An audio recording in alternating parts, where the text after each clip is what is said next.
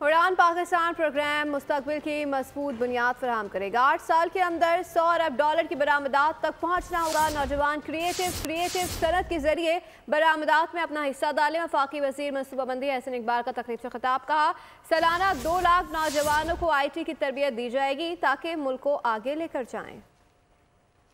वज़ीर आज़म शहबाज शरीफ साहब ने पाकिस्तान के मुस्तकबिल के लिए उड़ान पाकिस्तान का मंसूबा शुरू किया है। 5 सालों में पाकिस्तान को एक मुस्तकिल पायदार तरक्की की मजबूत बुनियाद फराहम करने का मंसूबा है कि हम $30 अरब की एक्सपोर्ट से $100 अरब की एक्सपोर्ट में कितने सालों में पहुँचेंगे।